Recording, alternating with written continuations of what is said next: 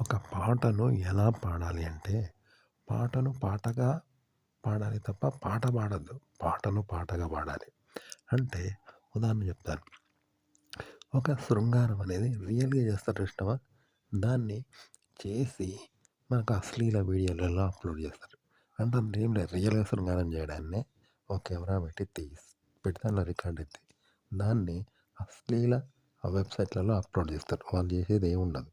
కేవలం షూట్ అయితది అంతే అందులో. అలా మనము పాట పాడడం అనేది అలాంటిదనమాట. మనం జెన్యూన్‌గా పాడతాం కదా! అలా పాడతాం. కానీ సినిమాలలో శృంగార సన్నివేశాలు ఎలా తీస్తారు తెలుసా? రియల్ శృంగారం కాదది. కేవలం శృంగారం చేస్తున్నట్టు వచ్చేలాగా చేస్తారన్నట్టు. కొన్ని రకాల ఎక్సర్‌సైజులు, కొన్ని రకాల కదలికలతో కూడిన సెట్టింగ్స్. అలా వాళ్ళు కదులుతా ఉంటే, అలా చేస్తూ ఉంటే చూపట్లకు రియల్‌గా శృంగారం చేస్తున్నప్పుడు వచ్చే సేమ్ మూమెంట్ అక్కడ ఏర్పడతా ఉంటది. ఇదెందుకంటే రియల్ శృంగారంలో ఎంటర్‌టైన్‌మెంట్ ఉండదు. శృంగారం ఉంటది, బూత్ ఉంటది. బోర్‌డమ్ ఉంటది. కానీ ఈ సెట్టింగ్స్ సినిమాలు రియల్ శృంగారం గాకుండా కొన్ని కదలికలు, కొన్ని సెట్టింగ్స్ ప్రకారం అలా వ్యవహరిస్తే మనకు రియల్ శృంగారంలాగా ఏర్పడతాంటది.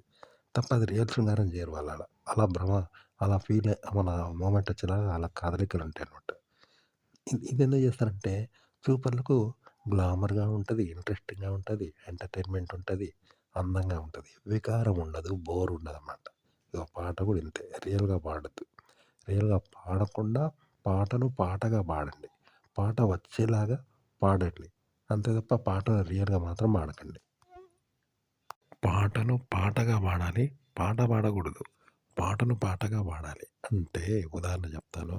ఇప్పుడు ఒక వ్యక్తి నడుస్తున్నాడు లేదా మనం నడుస్తాం. అది జెన్యూన్‌గా ఉంటది. కానీ అతను ఎలా నడిచాడు అనేది చూపిస్తే ఎలా చూపిస్తాం? జెన్యూన్‌గా చూపిస్తామా? అతనిలాగా చూపిస్తాం కదా! అది జెన్యూన్ కాదు చూసినావా? ఒక పాట కూడా అంతే. మనం జెన్యూన్‌గా పాడద్దు. పాటను పాటగా పాడడం అంటే పాడాలి. అలా అనమాట. ఒక పాటను ఎలా పాడాలంటే, ఇప్పుడు 'బాలసుబ్రహ్మణ్యం' పాటుంది. అతని పాటగానే మనం పాడతాం. కానీ అతను అనేది పూర్తిగా తొలగించి దాన్ని మనముగా వాడతామా? అతని ఆధారంగా, అతని పాటను ఆధారంగా చేసుకొనే పాడతాం. దాన్ని మనసులో పెట్టుకునే పాడతాం. అది మనసులో పెట్టుకోకుండా ఓన్‌గా మనం పాడగలమా? ఒకవేళ పాడితే ఎలా ఉంటుంది? అలా పాడాలంట సింగర్. అంతేగాని దాన్ని ఏ విధంగా ఆధారపడ్డా అది అతని పాటలాగైద్ది. ఏ విధంగా చూసినా అతని పాటలాగా చూసినట్టయిద్ది. అతను అనేది పూర్తిగా తీసేస్తే కంప్లీట్ మనం ఓనర్ అయితాం గదా!